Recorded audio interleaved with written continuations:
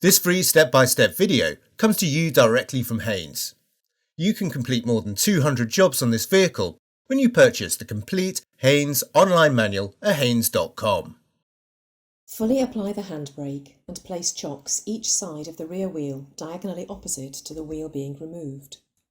Where fitted, pull away the wheel trim. Using the anti-theft wheel bolt adapter where necessary, slacken each of the wheel bolts half a turn. Position the jack head under the reinforced section of the door sill flange and raise the vehicle until the wheel is clear of the ground. Support the vehicle with an axle stand under the reinforced section of the sill flange. Fully unscrew the bolts and remove the wheel. Prise the retaining spring from the outer edge of the brake caliper mounting bracket. Remove the rubber caps, then using a 7mm Allen key or bit, unscrew the upper and lower guide pins.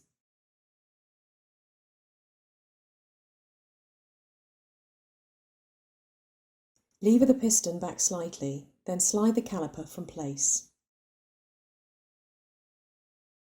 Prise the outer pad from the caliper, then pull the inner pad from the piston. Suspend the caliper from the suspension strut using wire to prevent straining the rubber hose. Clean the guide pins, then use a brush and brake cleaner to clean the mounting bracket. Measure the thickness of the pad friction material. If any pad is worn down to 2mm or less, all 4 front pads must be renewed. Check that the guide pin bolts are a snug fit in the bushes. If new pads are to be fitted, the piston must be pushed fully back into the caliper body. To prevent dirt being forced back up into the hydraulic system, clamp the rubber hose. Peel away the dust cap. Locate a spanner over the bleed nipple, then attach a length of plastic tube with the other end in a suitable container. The piston must now be pushed fully back into the caliper. This is best achieved with a piston retraction tool, although a G-clamp will suffice. As the piston is retracted, open the bleed nipple 45 degrees. The displaced fluid will flow into the container. As the piston comes to a stop, close the nipple. Remove the tool, disconnect the tube, remove the spanner and refit the dust cap. Don't forget to remove the hose clamp. Apply a little high-temperature grease to the contact points on the inner brake pad backing plate. Take care not to get any grease on the friction material. Similarly, apply a little grease to the outer pad backing plate.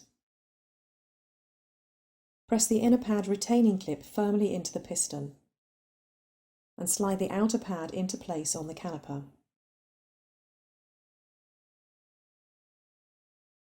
Slide the caliper and pads over the disc, then insert the upper and lower guide pins and tighten them to the specified torque.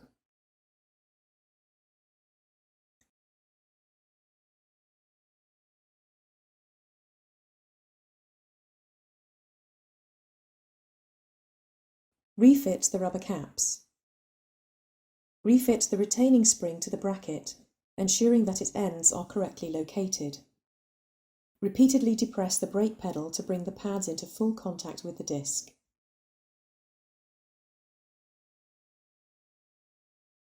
Locate the wheel over the hub and align the mounting holes. Insert the bolts and lightly tighten them.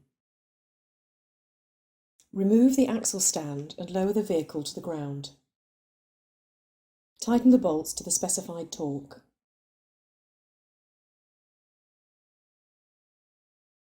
Where applicable, refit the wheel trim. Don't forget to remove the wheel chocks. Repeat this whole procedure on the remaining front brake. Open the driver's door and pull the bonnet release handle. Pull out the safety catch and lift the bonnet. Unclip the support prop and engage the end with the holes in the underside of the bonnet. The fluid reservoir is located at the rear of the engine compartment.